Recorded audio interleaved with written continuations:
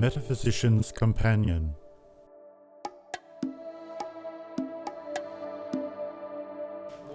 Good morning, John. Good morning, Graham. Nice to see you today. So what are we going to talk about today? I think this is, episode 7? 8, I think, is it? 8. 8. Oh, my gosh, we're moving. I think it's time to go into religion. Well, that's a big subject and maybe conscientious. Not conscientious, that's the right word. Controversial. Controversial. Conscientious is totally wrong. Anyway, yeah, so you know this is not scripted, ladies and gentlemen. So how do you want to start this conversation? Because I think we have to look at it from the personal point of view, yet encapsulate some other themes around it. Whatever. I think it's too easy to just get into religion bashing. I agree with that. See, yeah. I know I've said before that there is no right way for everyone, and I think the religious experience is right for some people. And I think there's a place for it too in society, because I think that's its main thing. It pulls society together in different groups. Oh yeah, like it serves a social function. Yeah. Although, like in our modern secular societies, it's becoming way less relevant. Yeah. Still, tensions rise between different types of religion, which is a bit of a problem. Well, you see, this is actually the main thing that I don't like about religions is a problem that's not exclusively religious, and that is dogmatism, having a one true belief.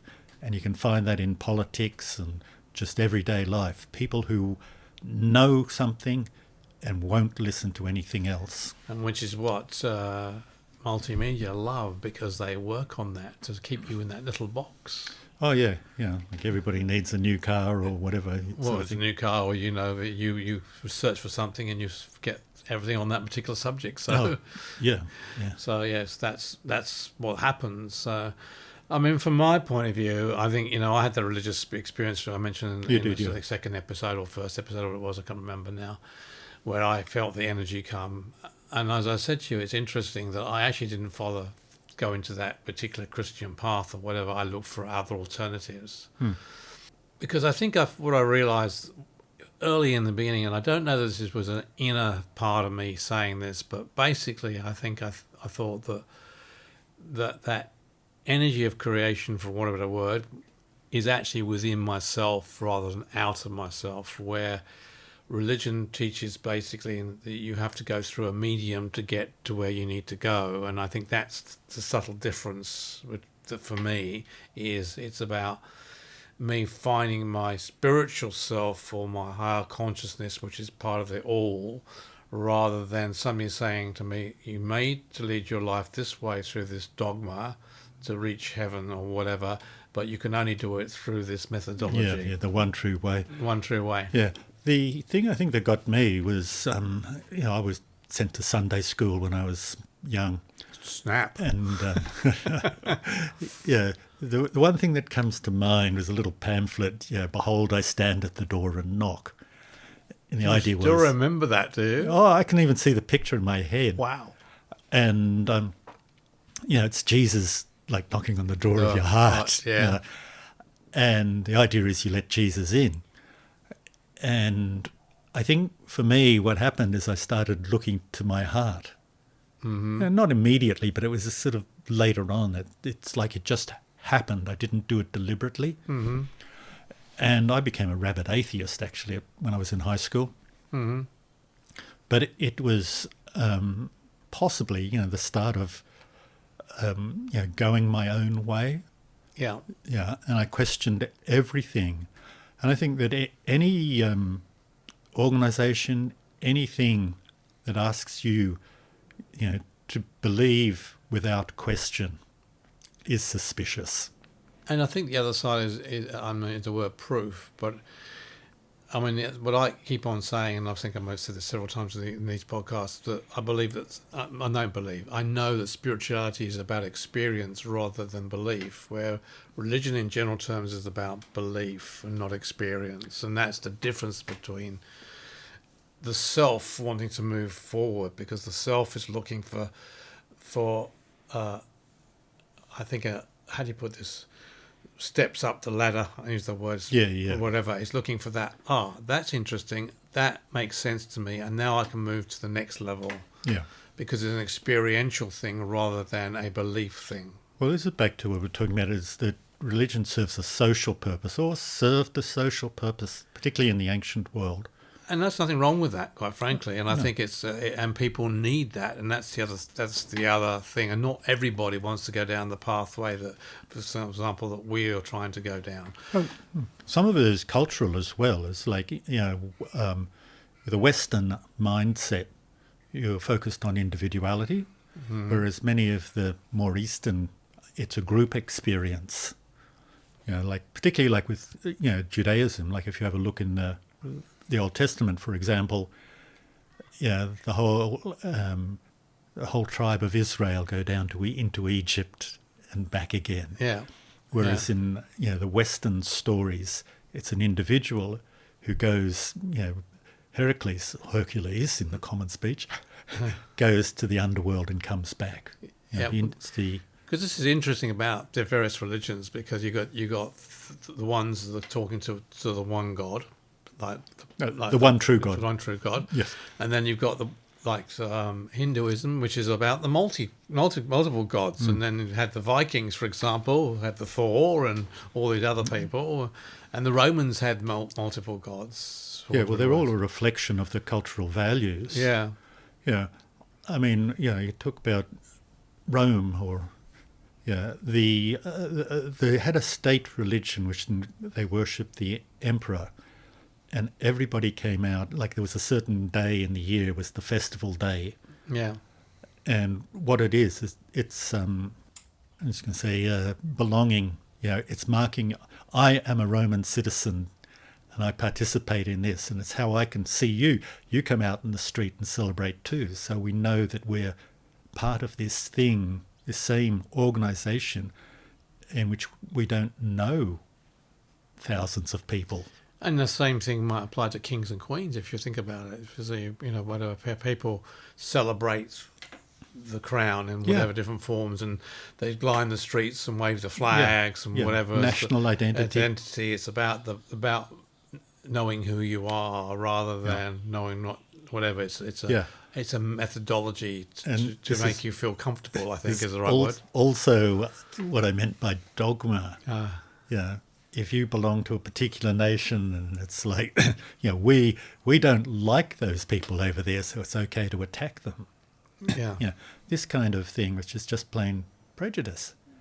But if you identify with it, and give your life for the country. You give meaning to the idea. The individual gives meaning to the ideas, not the other way around. So, is there any part of, say, religion that you think? I mean, if you're in a religious. I know I know where you're going. Yeah. Is there? So any religion is not a monolith. You might look at, Christianity, for example. You've got Catholics, you've got Eastern Orthodox, you've got, Protestants. And even within each of those sects, you've got, like the United States is probably a good example because, it's much more popular there than other English-speaking countries. And at one end, you have those Christian nationalists, which is politics more so than religion. And that varies all the way down through your evangelicals and your everyday people who identify with Christian but never go to church, to a mystic Christianity, which still does exist. Which is probably, if you're into spirituality, it's probably the place you need to go if you're in a particular religion, for example, or if you're in Judaism, it would probably be the Kabbalah. Whatever. I don't know what it is in say, Muslim religion. In Islam, they have the Sufis. The Sufis, yeah. There's always these parts, or the unknown parts, which are not really pushed at all, or people get into them by default rather than by planning. It's I think for me it is this is not working, or I am not getting the experience from this path that I want.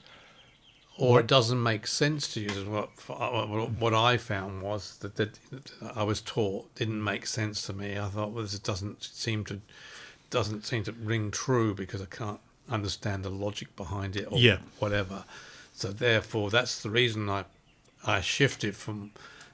You lost your faith. I lost my faith and went into look for other alternatives and ended up in the occult section of a bookshop. Yeah. Well, actually, faith is one of the problematic issues for me because it within Christianity, it actually arose in the 4th century of a Common Era.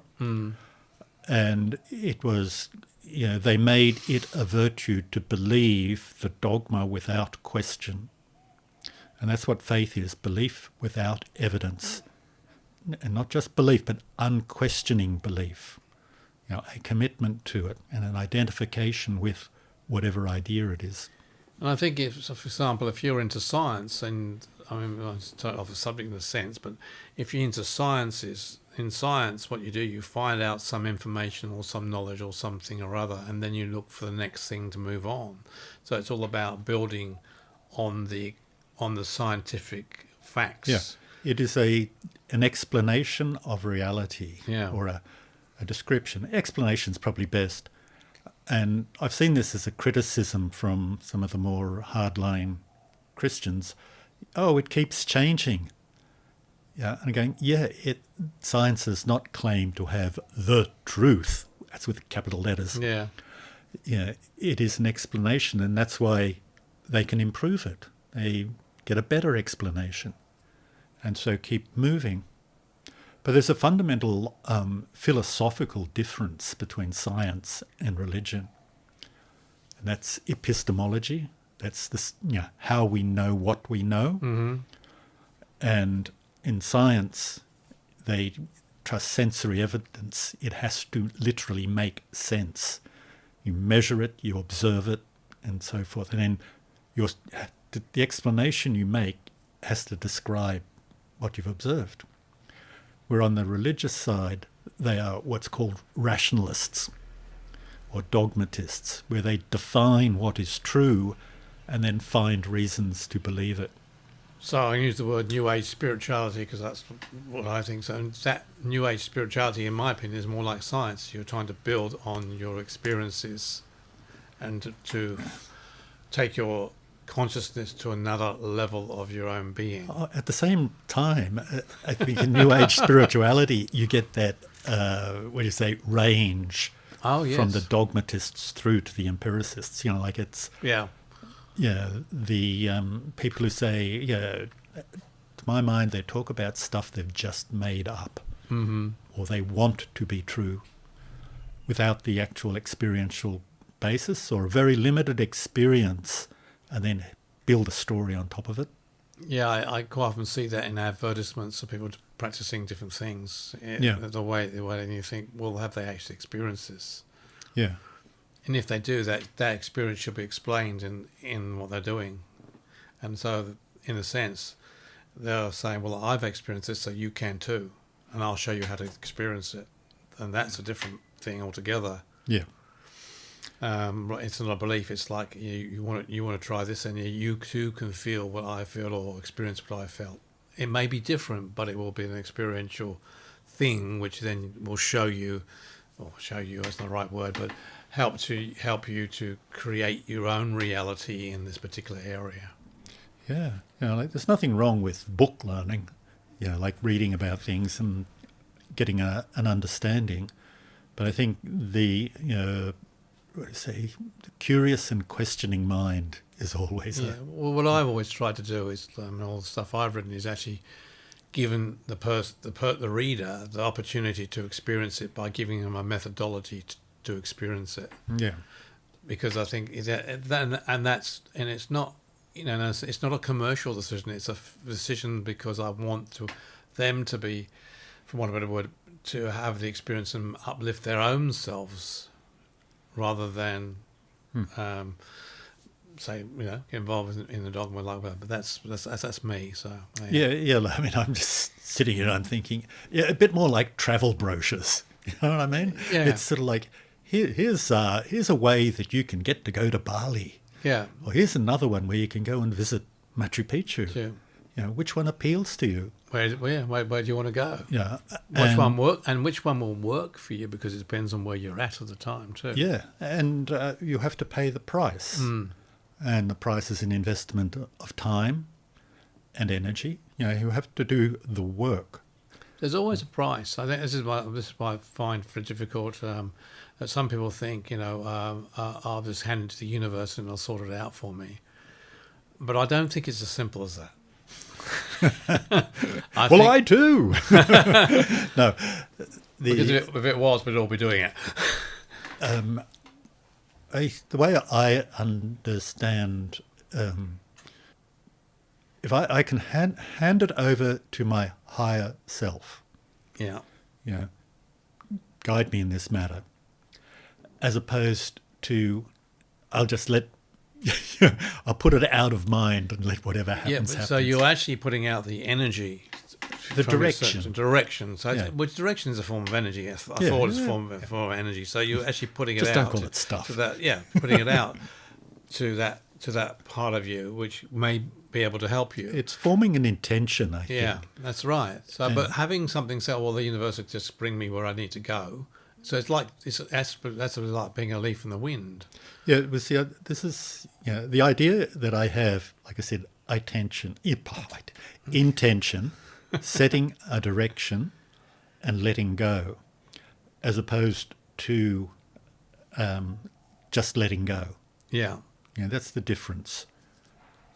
Because I'll take it back to psychology, and only about 15% of what enters our sensory apparatus is presented for conscious attention. And what you can do by setting attention is you prime the filter. The classic example is you're thinking of buying a new car, and suddenly you see that model all over the place where you've never noticed it before. And that's priming. And what it is you've got the filter and it says, oh, you're interested in this. And if you prime yourself by setting an intention, you are more likely to see what it is you're looking for, just because that's the way your mind works.